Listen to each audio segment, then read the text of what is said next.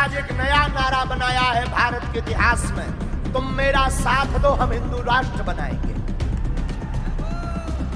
भारत के उन बहुसंख्यक बहुजनों के लिए जिसमें SC, ST, OBC, total minorities, Muslim, Christian, Sikh, बौद्ध जो भी हैं, उन सबों के लिए एक बहुत ही बड़ी चुनौती है कि यदि ऐसे समय में भी वो अपनी अपनी ढोली और अपना अपना राग अगर करेंगे, ऐसे समय में भी वो अगर कुछ निजी स्वार्थों के लिए वर्तमान सरकार, वर्तमान सत्ता के साथ वो खड़े कांधे से कांधा मिलाकर होंगे, ऐसे समय में भी अगर उन्होंने चुप्पी साध रखी किसी कारणवश रामदास अठावले की तरह, तो याद रखेंगे कि अब वो समय उनको दोबारा नहीं मिलेगा कि फिर कोई ऐसे लोग पैदा होंगे जो इन्हें मुक्ति दिला पाएंगे।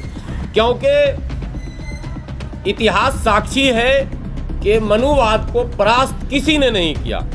मुस्लिम शासक आए, 800 साल तक मुस्लिम शासकों ने हुक्मरानी की, बाहर से आए, मुगल आए, तुगलक आए, बलबन आए, खिलजी आए, ऐबक आए, सब आए, लेकिन मनुवाद की कमर नहीं तोड़ पाए, सामाजिक विषमताओं को नहीं पाट पाए। उसके बाद कई राजा महाराजाओं को भी अवसर मिला। इतिहास के पन्नों को उलटने की जरूरत नहीं है, अब लोग जानते हैं, डिजिटल माइंड भी हो चुका है डिजिटल दौर में। केवल स्वतंत्र भारत का एक संविधान था जो बाबा साहब अम्बेडकर ने इस संविधान को डिजाइन किया, बनाया। उसने आपको इन तमाम मनुवादियों, पाखंडियों और इस तरह के तमाम व्यवस्थाओं से मुक्ति दिला दी। आपको स्वतंत्र जीवन जीने का अवसर दिया, आपको अपने मन का स्कूल चुनने का अवसर दिया, आपको अपने मन की भाषा चुनने का मौका मिला, आपको अपने मन का कपड़ा पहनने का मौका मिला, आपको अपने मन का घर बनाने का मौका मिला, आपको अपने मन की पार्टी बनाने का मौका मिला, आपको अपने मन का संगठन बनाने का मौका मिला। ये केवल और केवल भारतीय संविधान है, जिसकी कल हम जो है डंके की चोट पर पूरी दुनिया को झंडा फहराकर दिखाएंगे कि हम आज 74वां गणतंत्र दिवस मना रहे हैं। आज जब हम 74वां गणतंत्र दिवस मना रहे हैं तो भारतीय संविधान इसी दिन जब लागू हुआ था, उस दिन मनुवाद दफन हो गया था, सामंतवाद दफन हो गया था, जातिवाद दफन हो गया था। लेकिन दुर्भाग्य से जितने लोग ब्राह्मणों को गाली बकते हैं, बहुजन के लोग, मैं उनसे कह रहा हूं, बहुजन को गाली बकने वालों कान खोलकर सुन लो। जो बहुजन समाज के नेता ब्राह्मणों को गाली बकते हैं, ठाकुरों को गाली बकते हैं, काश लाला को गाली बकते हैं, कहते हैं ये स्वर्ण हिंदू हैं, ये हमारे दुश्मन हैं, आज मैं आपके चैनल के माध्यम से कहता हूं, अब स्वतंत्र भारत में स्वर्ण हिंदू हमारे दुश्मन कम हैं, हमारे समाज के ज्यादा हमारे दुश्मन हैं, जिन्होंने संविधान को कमजोर करने, संवैधानिक व्यवस्था को कमजोर करने में बढ़ चढ़कर हिस्सा लिया है और मनुवाद को पोषित किया है, प्रफुल्लित किया है। यह मैं दावे के साथ कहता हूं। इसका उदाहरण एक दो नहीं, अनेकों उदाहरण है। और आज की मौजूदा सरकार में भी कम से कम 3 दर्जन से अधिक SC के लोग और लगभग 3-4 दर्जन OBC के लोग और लगभग 1 दर्जन ST के लोग आज भी इस सरकार को कांधा दिए हुए हैं।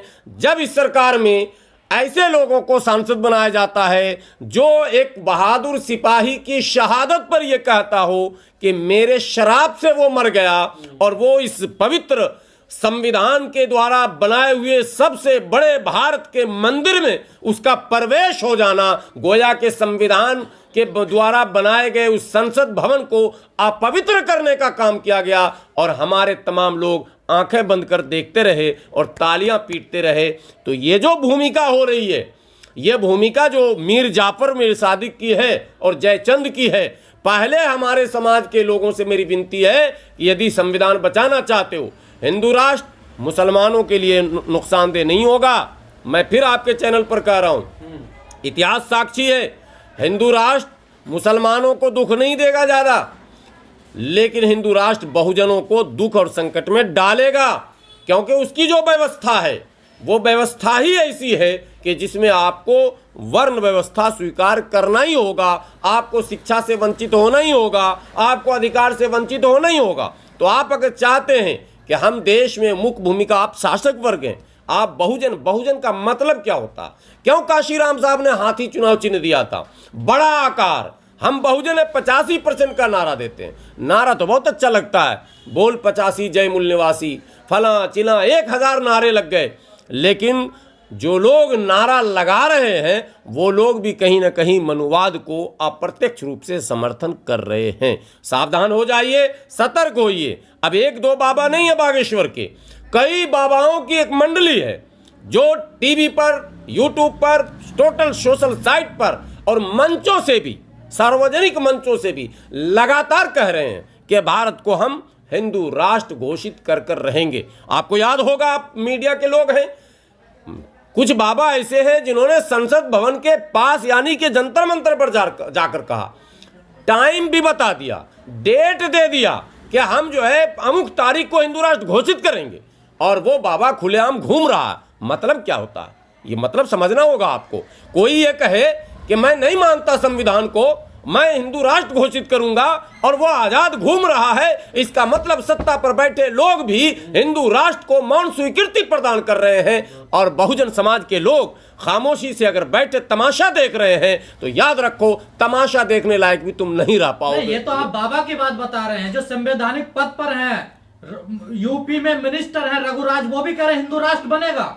मैं कह तो रहा हूं, कोई बीमारी जो शुरू होती है अगर समय पर उसका इलाज न किया जाए तो वो नासूर बन जाता है, नासूर, वो फिर लाइलाज हो जाता है, फिर उसका इलाज फिर उसका मुमकिन नहीं होता, संभव नहीं होता है, डॉक्टर जवाब दे देता है। आज जिस दौर पे हम गुजर रहे हैं, केंद्रीय मंत्री गिरिराज सिंह का बयान आता है और वो बयान देते हैं कि हिंदू राष्ट्र जो है हमारा भारत है, ऑलरेडी है, वो ये कह रहे हैं, और कई राज्य के मंत्री कहते हैं कि हिंदू राष्ट्र बनेगा, बनाएंगे। मतलब आप गणतंत्र दिवस पर झंडा क्यों फहरा रहे हैं?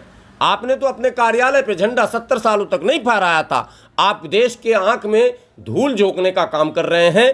अगर आपकी आस्था संविधान पर है तो फिर आप हिंदू राष्ट्र, मुस्लिम राष्ट्र, सिख राष्ट्र, खालिस्तान, पाकिस्तान, ये क्या मतलब है? जो लोग मैं कह रहा हूं मीडिया से भी, जो लोग कहते खालिस्तान की बात करते हैं वो देशद्रोही हैं, अपराधी हैं। जो लोग शरिया की बात कर रहे हैं भारत में वो देशद्रोही हैं, अपराधी हैं, जिन लोगों ने 2047 की बात कही थी। और जो लोग हिंदू राष्ट्र की बात कर रहे हैं वो भी देशद्रोही हैं, अपराधी हैं। भारतीय संविधान में इन लोगों के दंड का इंतजाम है, और मैं सरकार से विनती करता हूं और आम बहुजन के नेताओं से कि सरकार को आप घेरिए कि भाई ऐसे लोगों पर लगाम लगाने के लिए उन्हें दंडित करना चाहिए। आप कह रहे हैं बहुजन नेताओं से अपील कर रहे हैं, और लगता है ऐसा है कि जैसे भंगेश्वर धाम का समर्थन बहुजन समाज ही कर रहा है अंदर खाते। आप बागेश्वर धाम एक नहीं है, जितने धाम हैं जो जेल में बंद हैं बड़े नामचीन नेता, उनके धाम में भी आप चले जाते बहुजन समाज ही वहाँ आपको मिलेगा। आप गंगा स्नान में चले जाइए वही मिलेगा। यही तो दुर्भाग्य है हमारा कि हमारी लड़ाई दम वहीं तोड़ती है जहाँ धर्म जो है सर चढ़कर बोलता है। मुसलमानों के एक गिरोह को सक्रिय कराया गया आरएसएस की तरफ से, मौके मौके पर टीवी के माध्यम से, टीवी पे डिबेट पर जाने के लिए मौलानाओं का विरोध क्यों समाज में हो रहा है? इसीलिए तो हो रहा, चूंकि समाज में मैसेज जा रहा कि मैच कहीं ना कहीं फिक्स हो रहा